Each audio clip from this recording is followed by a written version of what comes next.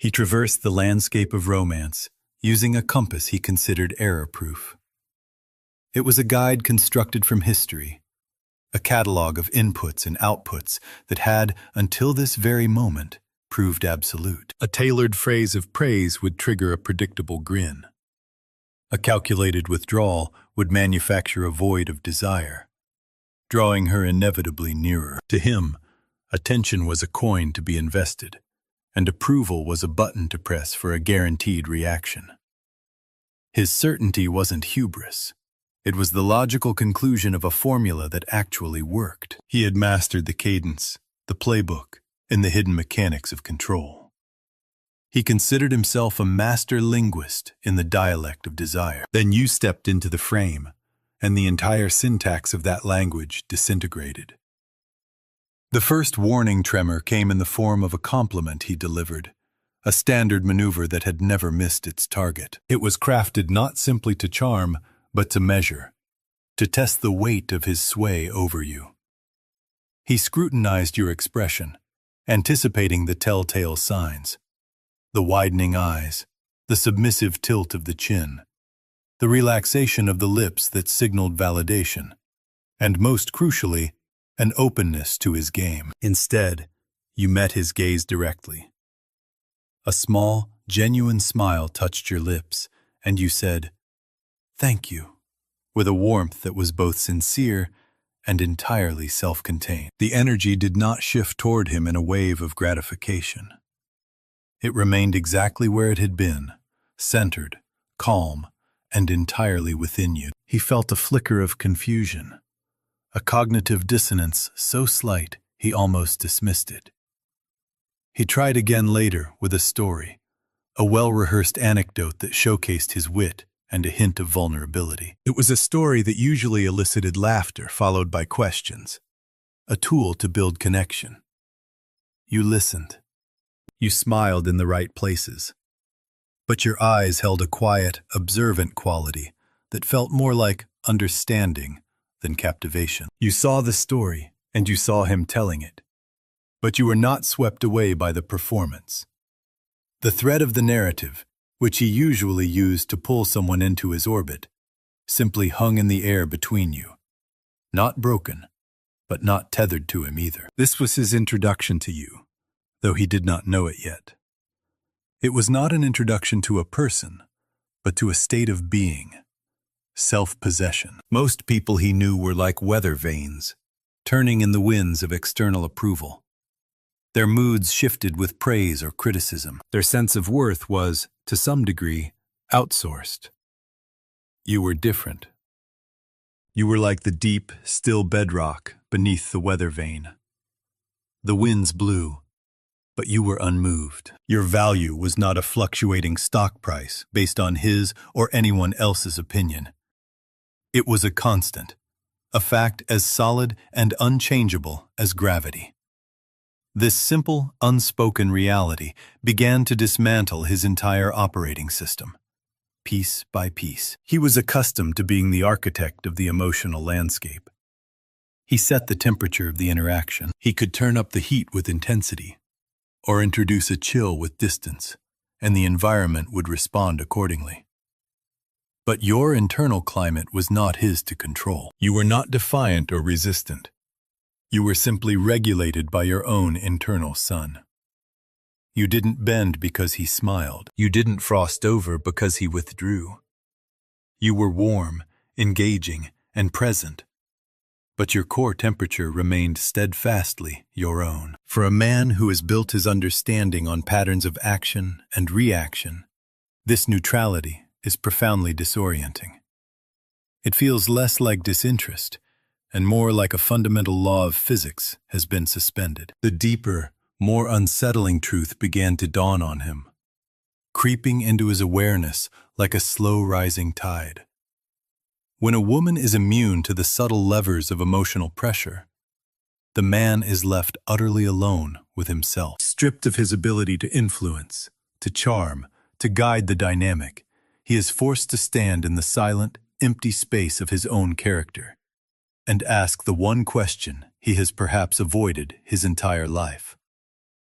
What am I? beyond the performance? This question is terrifying because its answer demands excavation. It demands work. It is far easier, far more comfortable, to rely on the old, reliable methods to keep a woman slightly off balance, perpetually impressed, always reacting. It creates a dynamic of perpetual motion where he feels in control, where the focus is on her responses, not his substance. But you brought the motion to a standstill. You refused to play your part in the dance. You didn't engage in the emotional tug-of-war. You didn't compete for his attention. You didn't chase the validation he dangled. You simply stood, a sovereign entity with your own unshakable standards. And in doing so, you presented him with a binary, brutal choice. Step up or step aside. He felt he was the one overthinking. He was the one playing conversations, searching for a hidden meaning that wasn't there. He was wondering what you felt. Not because you were sending mixed signals, but because your self-respect created a field of such pure, unambiguous clarity that he had nothing to decode. You were not a puzzle to be solved. You were a statement of fact, and honest, direct statements are the most disarming weapons of all for someone who has built a fortress of implication and subtext. You had boundaries, not the jagged, reactive walls built from past hurts, but the smooth, strong bulwarks of someone who has consciously decided that their inner peace is the highest priority. He recognized with a dawning respect that felt unnervingly like fear that you were not protecting yourself from him. You were simply unapologetically honoring yourself. And that quiet, unwavering self-honor commanded a reverence that no demand for respect ever could. What truly unmanned him was the sheer effortlessness of it all. You didn't lecture him on his shortcomings. You didn't announce your standards like a list of demands. You lived them, and nothing is more intimidating, more utterly formidable, than a woman whose actions, without a single word of explanation, consistently and quietly demonstrate what she will accept and what she will gracefully, unarguably, let go. When he offered less than his best, you didn't argue. You simply, and without drama, redirected your energy elsewhere. When he presented inconsistency, you didn't chase after clarity. You accepted the ambiguity as his answer and created a respectful distance. When he tried to impress you with a flash of superficial effort, you didn't applaud. You remained appreciative, but fundamentally unaffected. This unshakable equilibrium forced him to confront every unpolished, unexamined part of himself that he normally kept hidden in the shadows. He began to feel exposed, not because you were shining a spotlight on him, but because your own light was so steady and bright that it illuminated all the corners he thought were dark. His usual strategies were not just failing. They were becoming visible to him for the first time as the fragile constructs they were. And in that visibility, a terrifying and thrilling new journey was beginning. This immunity of yours became a mirror. It was no longer just about your actions, but about the reflection they cast back onto him. The initial confusion curdled into a deeper, more personal confrontation. He was not merely facing a woman who was different.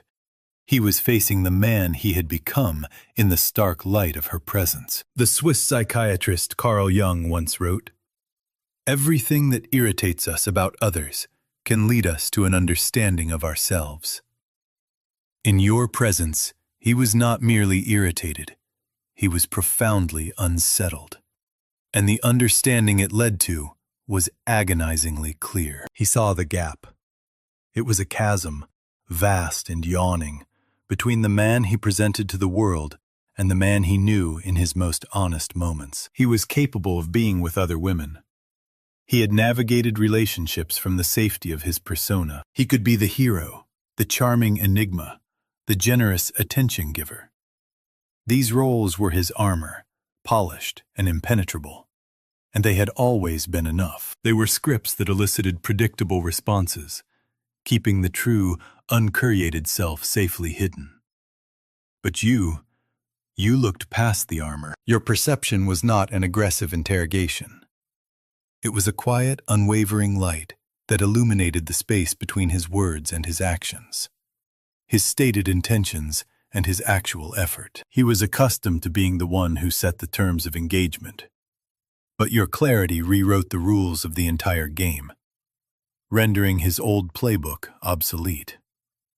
You forced him into a realm where image was worthless, and truth was the only currency. When his ego-driven stories didn't impress you, he was left with the raw, unadorned vulnerability of simply being himself without a narrative. When his subtle games of push and pull didn't confuse you, he was left with the stark requirement of honesty. When his mixed signals failed to bind you in a web of uncertainty, he was left with the uncomfortable reality of his own indecision. This clarity was a foreign and hostile environment for a man who had always survived, even thrived, in the gray areas of emotional commitment. He began to notice his own inconsistencies with a painful new awareness. He would hear the hollow ring in his own excuses as he made them. He could feel the emptiness of performative effort, the grand, one-time gesture that lacked the foundation of daily, consistent care. He became conscious of how often he chose the well-worn path of comfort over the rugged, uncertain trail of genuine growth. You never pointed these things out. Your energy, your very being, simply would not allow them to go unnoticed. You were not asking him to be perfect. You were asking him to be real. But for a man who had built a life on performance, being real felt like standing naked on a stage, stripped of his costume, his script, and his carefully directed lighting. Your emotional maturity became a silent indictment of his own emotional avoidance. Your ability to make decisions and hold your center exposed his own tendency toward indecision and ambivalence. Your quiet discipline in your own life highlighted his own lack of internal structure. You did not intend to make him uncomfortable, but you did, profoundly. Because proximity to you meant evolution was no longer an option, but a requirement. Evolving meant letting go of every familiar, comfortable version of himself that had once felt safe. This was where the terror intensified, moving from intellectual confusion to visceral fear. Growth, he was realizing, was not an additive process. It was a subtractive one. It stripped a man of his familiar defenses. Stepping into a higher version of himself demanded three things he had perhaps spent a lifetime avoiding: consistency over convenience, responsibility over blame, and vulnerability over invulnerability. You challenged him simply by existing. Your very presence shifted the fundamental dynamic from one of comfort to one of accountability. And accountability felt like a crushing pressure to someone who had never truly been held to a standard before. Yet paradoxically, it was also this pressure that made you so magnetic. Men do not run from women like you because they are not interested. They run because the level of self-confrontation required feels overwhelming, like being asked to dismantle and rebuild the very foundation of their identity while still living in the house. You were not just a potential partner. You were a catalyst. Being with you would require him to step into his potential, not just talk about it in the abstract future. You weren't impressed by promises. You only honored follow-through. You didn't celebrate potential. You valued tangible action. You didn't reward temporary, fleeting changes. You only responded to genuine, integrated transformation. This was the core of his terror, the dawning, inescapable realization that there was no middle ground. You represented a turning point in his very existence, an invitation to rise, or an imperative to retreat. For a man who had lived his entire life within the padded walls of his comfort zone, choosing growth felt like willingly walking into an unknown wilderness without a map. But it was in that terrifying unknown, a part of him whispered, where his real strength was waiting to be discovered. And every fiber of his being sensed that you were the kind of woman who would not just guide him there, but who demanded he find it within himself. That is why he feared you. Not because you demanded too much, but because you required the very things that separate a boy from a man: truth, effort, and evolution. Jung understood this terrifying process of self-discovery, stating, "The most terrifying thing is to accept oneself completely." You were forcing him toward that terrifying acceptance, and he was paralyzed by the fear of what he might see when he finally looked. What you were witnessing in his hesitation, in his oscillating heat and silence, was the death rattle of the performer.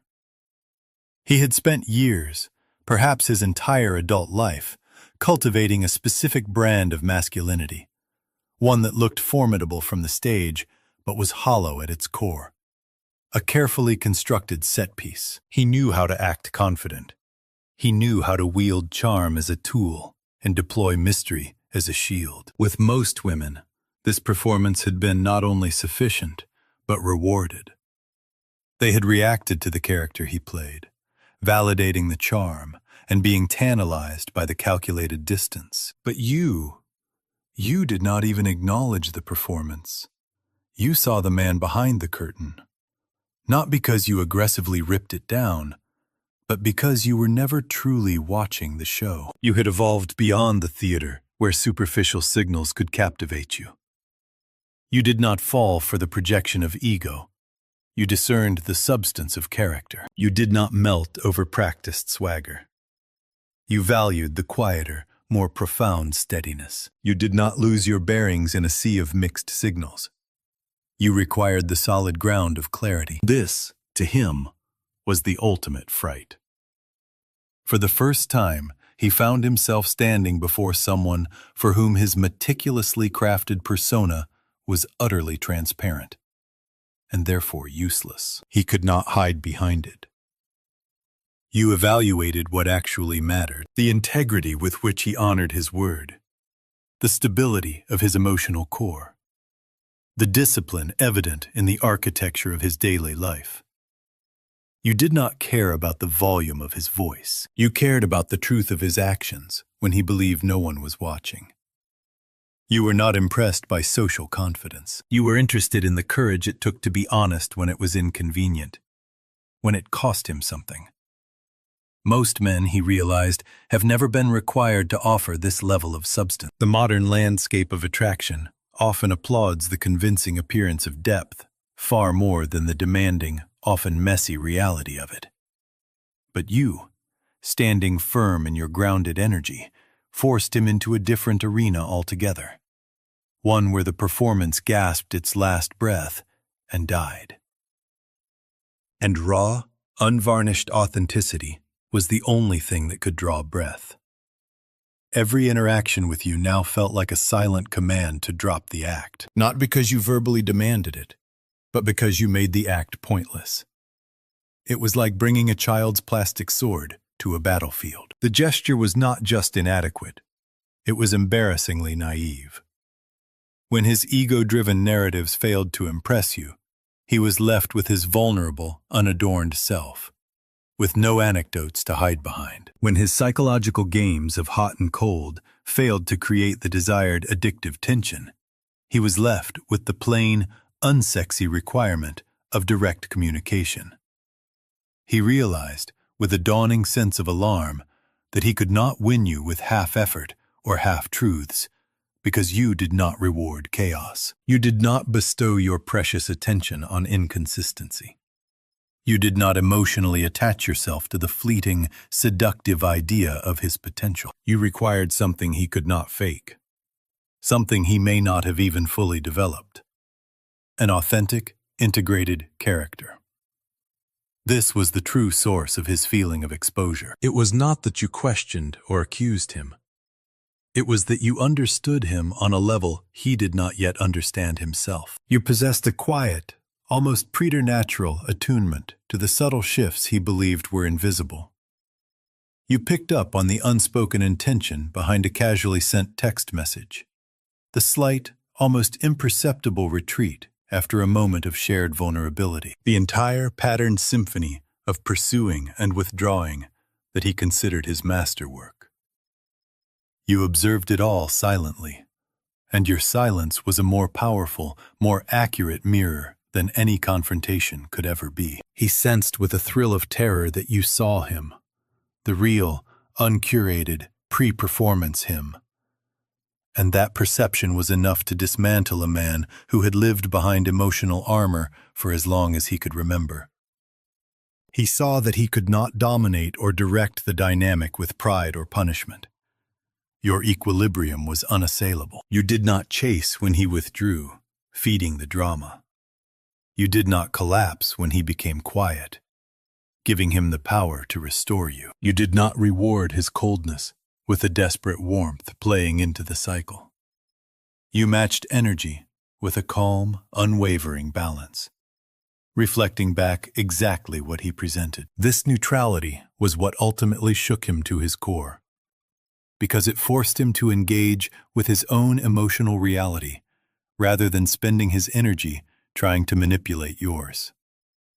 He was beginning to understand on a cellular level that your standard was not an attitude you put on. It was the hard-won result of emotional intelligence.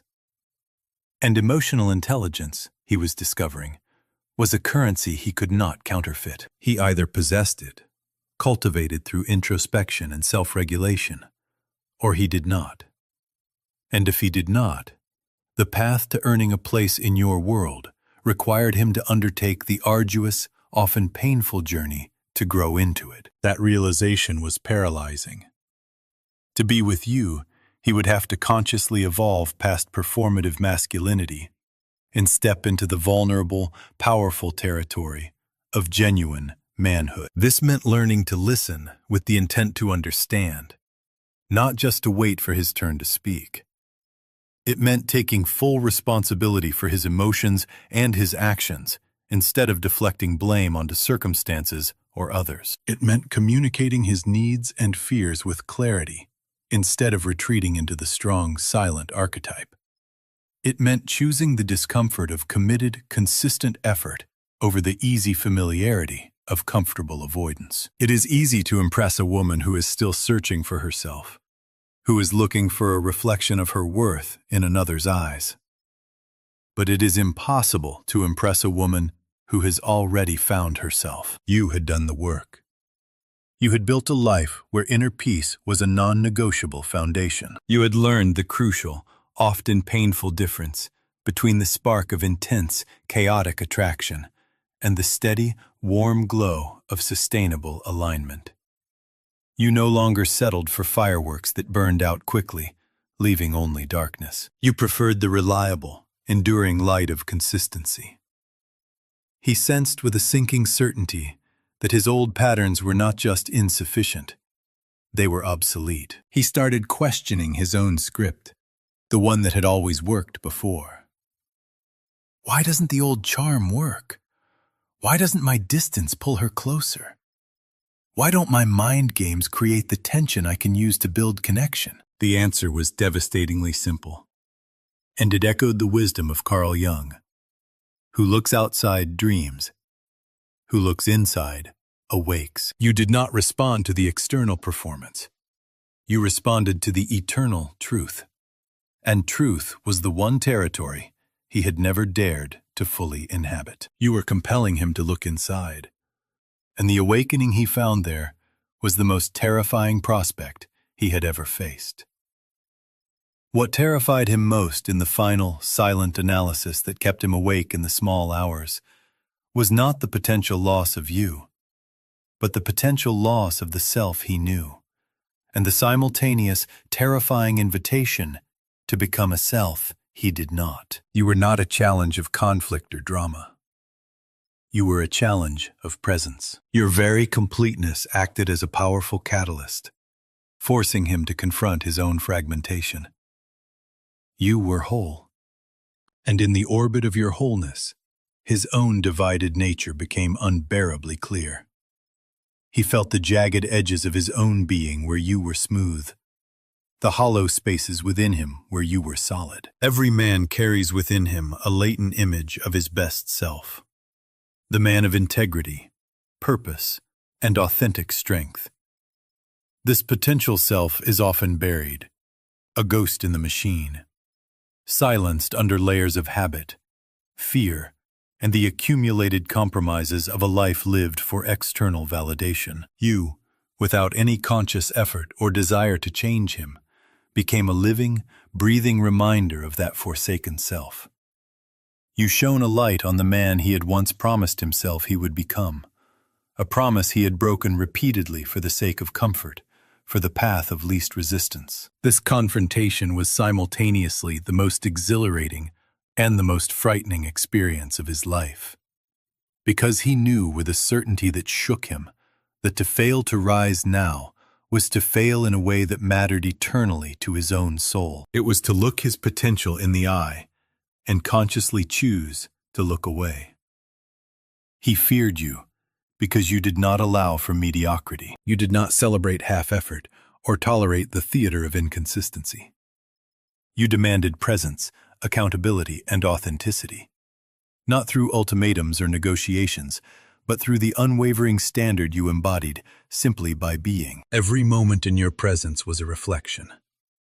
It showed him his strengths, his weaknesses, and most crucially, the vast, untended landscape of his unclaimed potential. It was a mirror that refused to flatter, and in its brutal honesty, he saw both his damnation and his salvation. With most women, he could coast on potential. He could speak of future versions of himself and have those words accepted as currency. But with you, that currency was worthless. You did not trade in futures.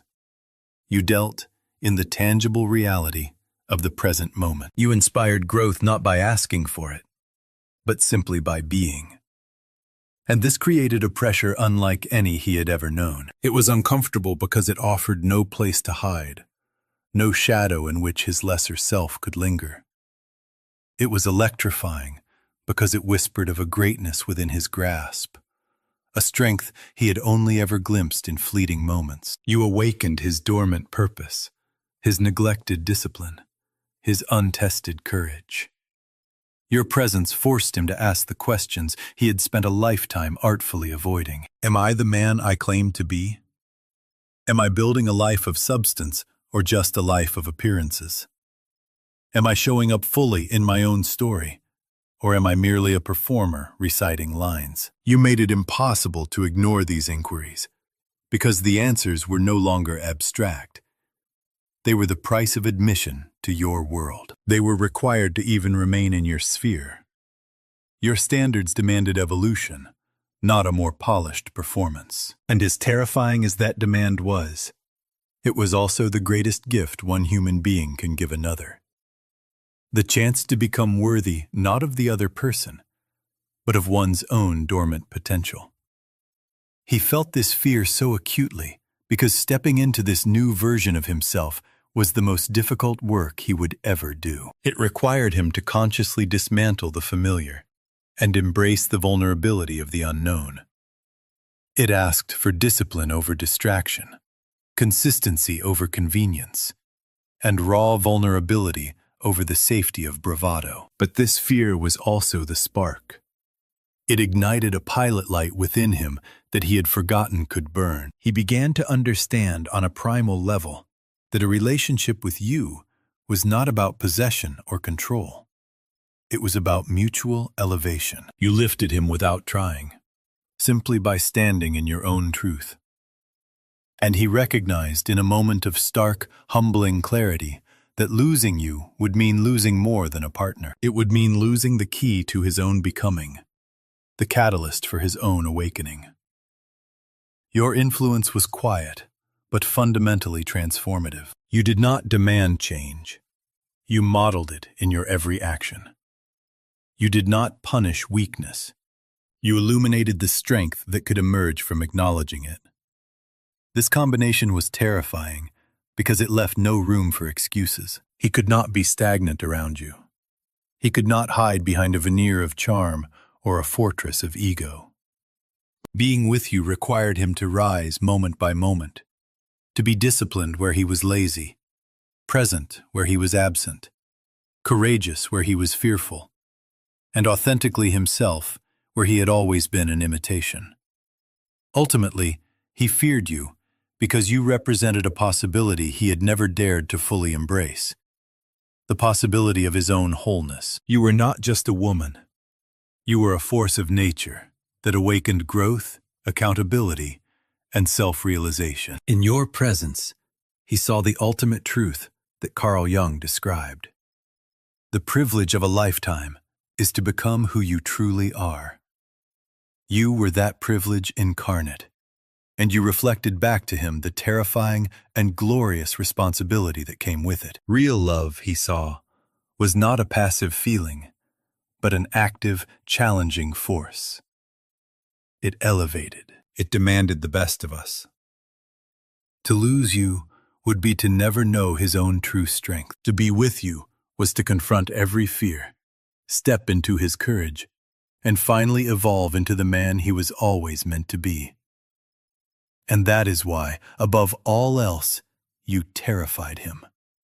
Because you made him face the magnificent, daunting, and glorious man he could become, and the terrifying work it would require to get there. If this voyage into the deep waters of connection and self-discovery struck a chord, if you recognized your own resilience or identified the complex dance you've been leading, then you realize this is far more than just a video.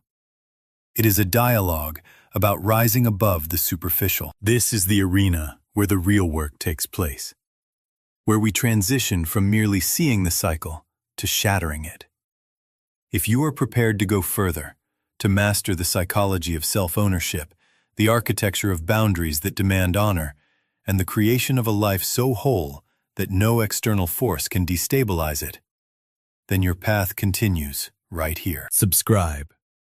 Do not remain a spectator on the periphery. Align yourself with a collective that knows real power is not about dominance, but about lucidity.